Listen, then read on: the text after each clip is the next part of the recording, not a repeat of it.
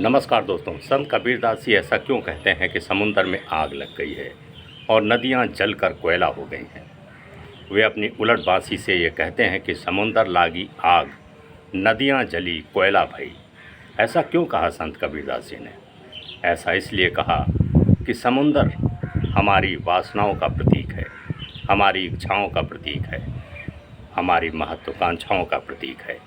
समुंदर ऐसा है जैसे कि हमारी सारी की सारी आशाएं वहाँ भरी पड़ी हैं और फिर हमारी जो इंद्रियां होती हैं वे सभी उसी वासना की तरफ बहती हैं, उसी वासना की तरफ जाती हैं।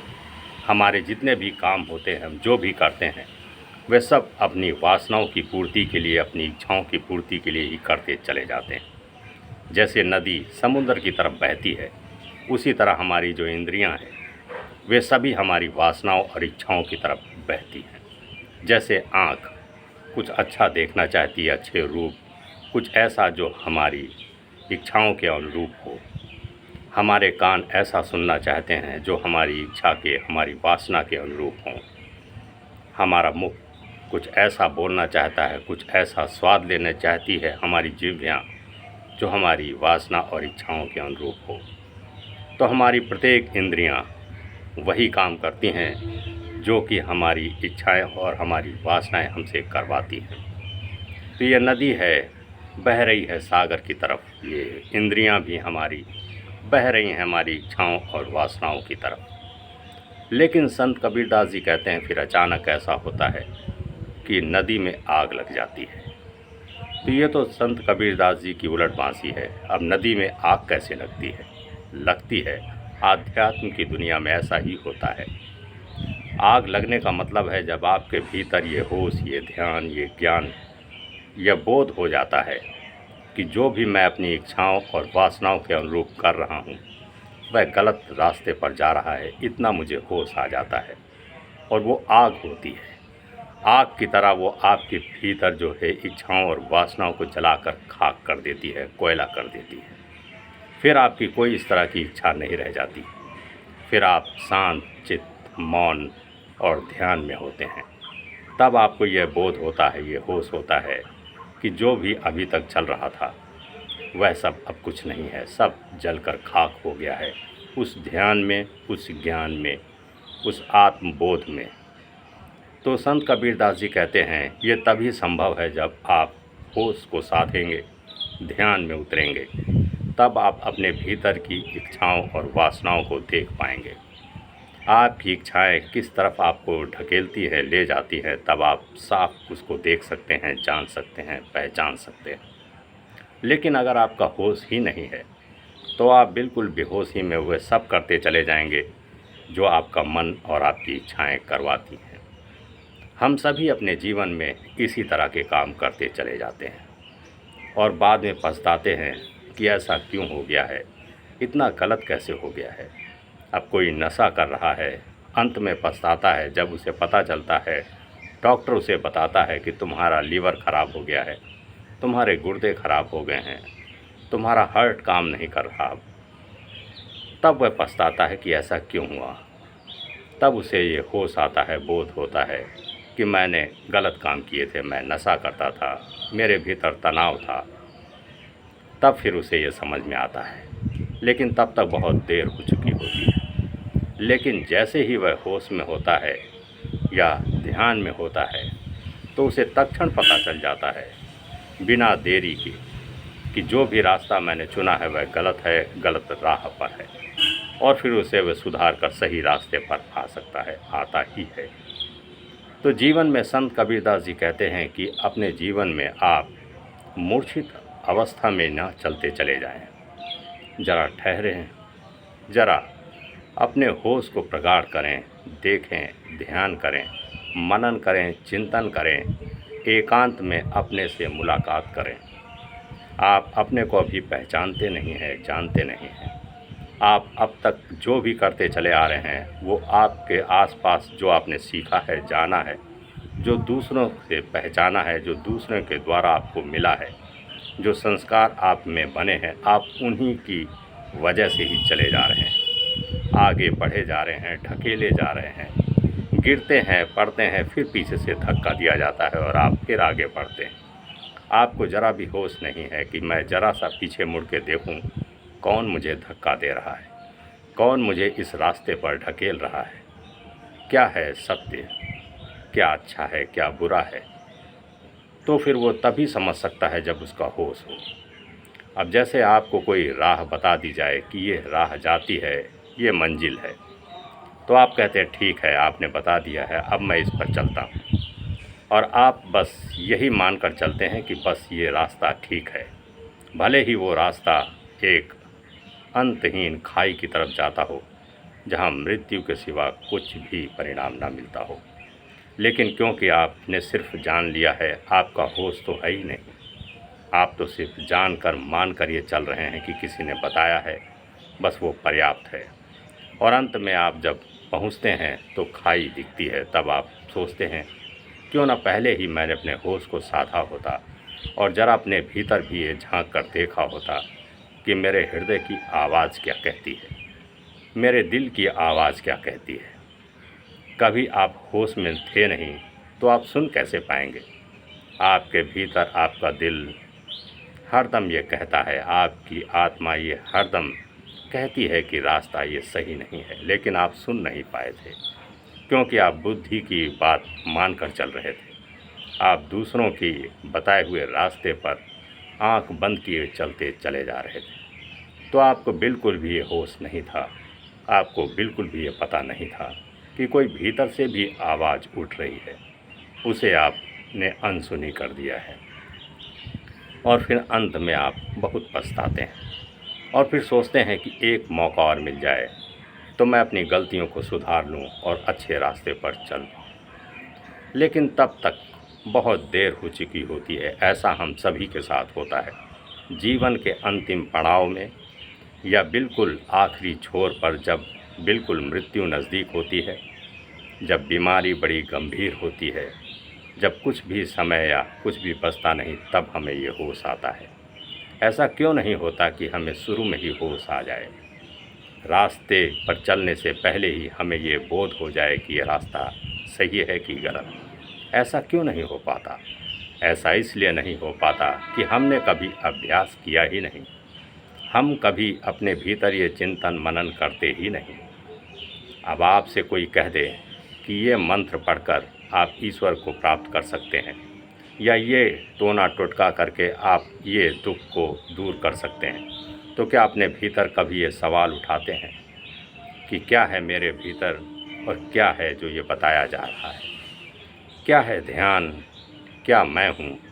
क्या मेरे भीतर की इच्छाएं हैं? क्या मेरे भीतर जो विचार चलते हैं? ये सब के प्रश्न आपके भीतर उठते ही नहीं, क्योंकि आपका अपने से कभी मुलाकात हुई ही नहीं, आपने अपने को पहचाना ही नहीं। आप सभी को जानते हैं, सबको पहचानते हैं, लेकिन स्वयं से अनजाने रह जाते हैं, स्वयं को नहीं पहचान पाते। आपका अपना जो नाम है वह भी आपके माता पिता ने दिया है, आपका जो परिचय है वह भी एक बना बनाया परिचय है, आपका जो भी किया धरा है वह सब पहले से ही निर्धारित है, लोगों द्वारा किया गया है।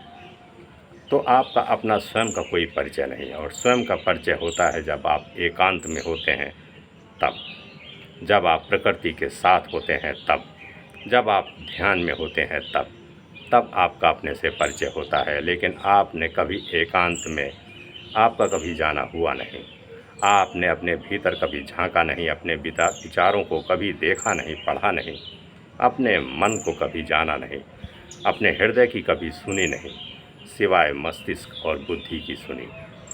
आपने दूसरों को देखा और उसका अनुसरण किया, लेकिन खुद से आपका कोई परिचय नहीं, इसीलिए आप गलत रास्ते पर चल पड़े थे। तो ज़रूरी है कि हम खुद भी और अपने बच्चों को भी ये दिखाएं, समझाएं, बताएं कि जीवन में ज़रूरी है ध्यान, थोड़ा सा अभ्यास आप ध्यान का ज़रूर करें। आप ध्यान का अभ्यास इस तरह कर सकते हैं, जैसा कि मैंने पहले भी कई वीडियो में बताया है, कि आप जो भी काम करें उसमें पूरी तरह से डूब कर करें।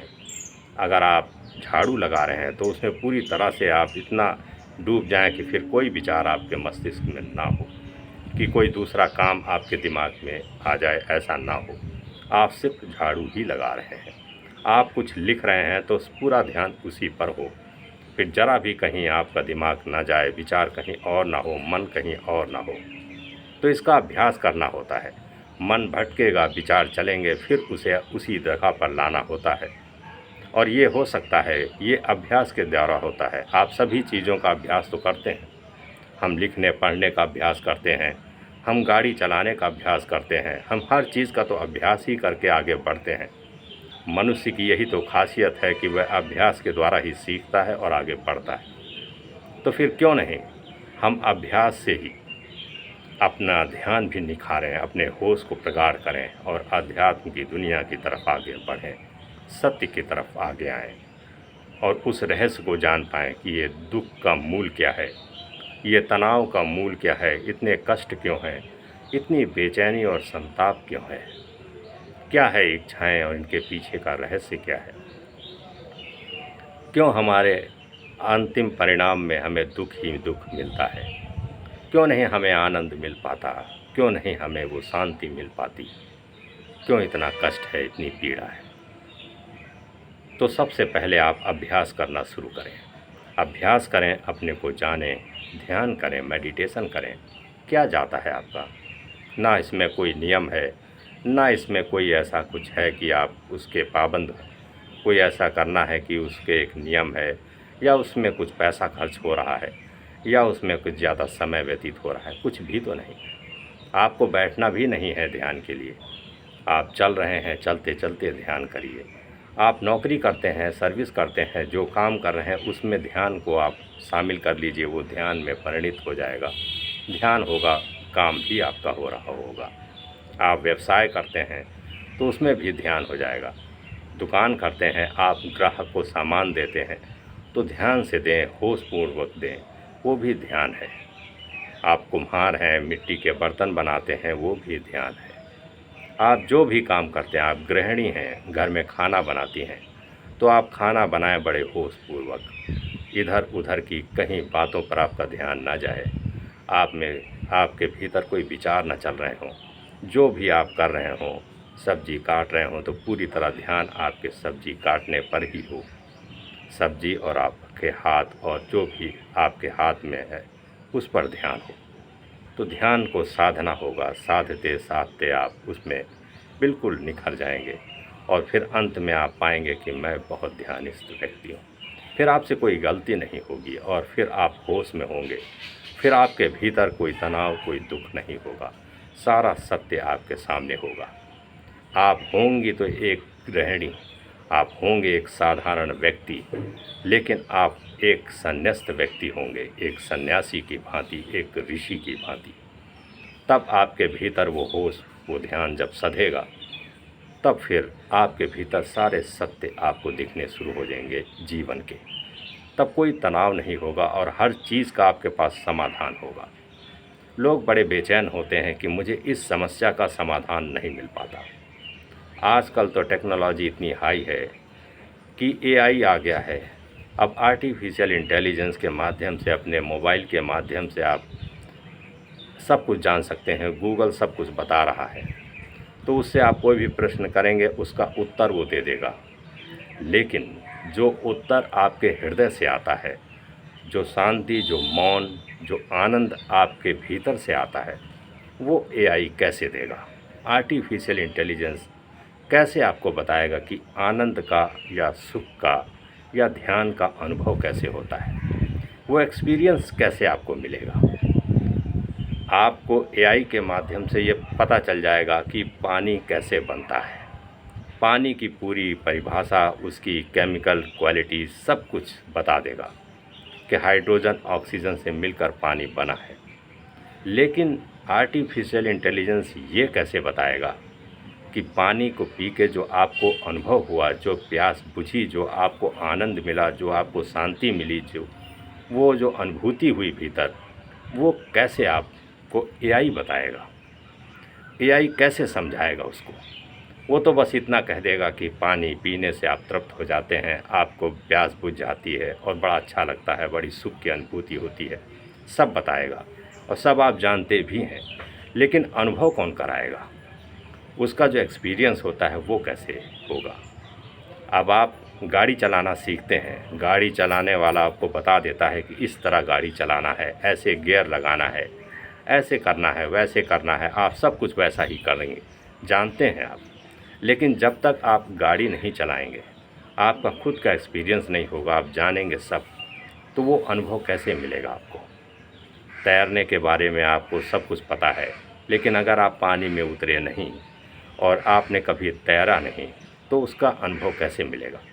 तो सबसे बड़ी चीज़ यही है आज के इस समय कि जो हमारी जेन ज़ी पीढ़ी है, जो नई पीढ़ी है, वह एआई आर्टिफिशियल इंटेलिजेंस की तरफ बहुत बढ़ रही है। और ठीक है, अच्छी बात है कि हमें जानकारी बहुत तुरंत और बहुत सटीक जानकारी मिल जाती, लेकिन हमको अनुभव नहीं मिल पाता, हमारा कोई एक्सपीरियंस नहीं है। और अगर एक्सपीरियंस नहीं है तो ये जानकारी का कोई मूल्य भी नहीं। ये जानकारी बस जानकारी तक ही रह जाती है, लेकिन उससे जो मिल पाएगा आपके भीतर आनंद, जो उसकी मंजिल है, जो उसका परिणाम है, उस तक आप कभी नहीं पहुंच पाएंगे, कभी भी नहीं। तो अनुभव ज़रूरी है। ये आपको पता है कि एक्सपीरियंस, प्रयोग, एक्सपेरिमेंट, इनके बगैर थ्योरी की कोई वैल्यू नहीं है, जानकारी का कोई अस्तित्व नहीं है, कोई मतलब नहीं है। सिर्फ हमारे काम आ जाता है वो अलग बात है, लेकिन जब तक उसका पर प्रयोग ना हो, एक्सपीरियंस ना हो, तो फिर किस काम का। तो अध्यात्म तो बिल्कुल अलग हटके है। आदमी के जीवन में चाहे जितनी जानकारी हो, आर्टिफिशियल इंटेलिजेंस चाहे जितनी उन्नति कर दे, चाहे जितने साधन हमारे पास हो जाएं, लेकिन जो खुशी, जो भीतर शांति, जो भीतर हमारे मौन है, जो आनंद है, जो भीतर भाव उठते हैं, उन भावों को आप बिना अनुभव किए कभी नहीं जान सकते, न जान पाएंगे। और वही मूल है, वही सत्य है।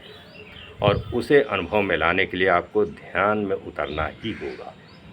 जाने अनजाने भी ध्यान घटित होता है। ऐसा नहीं है कि आप ध्यान से बिल्कुल अभिज्ञ हैं। ध्यान आपके जीवन में घट ही जाता है, आपको पता नहीं चलता। उसी तरह जैसे आपकी श्वास आपके भीतर चली ही जाती है आपके अनजाने में। आप क्या जान के श्वास लेते हैं कि मैं श्वास ले रहा हूँ? नहीं।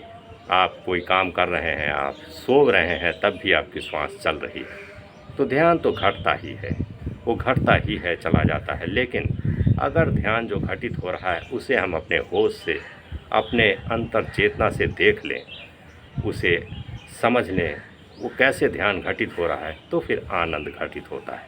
तब तनाव चला जाता है, चिंता चली जाती है, कोई फिक्र नहीं होती, और तब सत्य समझ में आ जाता है। तब संत कबीरदास जी की ये उलट बांसियाँ भी समझ में आ जाती हैं। लेकिन ये तभी संभव हो पाएगा जब आप होश में होंगे तब। बेहोशी में तो सब कुछ होता है। बेहोशी में तो आपके बगल में, आपके सामने ईश्वर भी खड़ा हो तो आपको दिखाई नहीं देगा। ऐसा सभी के साथ होता है और होता ही है। ईश्वर हो या कोई भी सत्य हो, अध्यात्म हो या कुछ भी हो, आपके आसपास ही रहता है सब कुछ, लेकिन आप उसे अनजाने में हैं, अनजान हैं।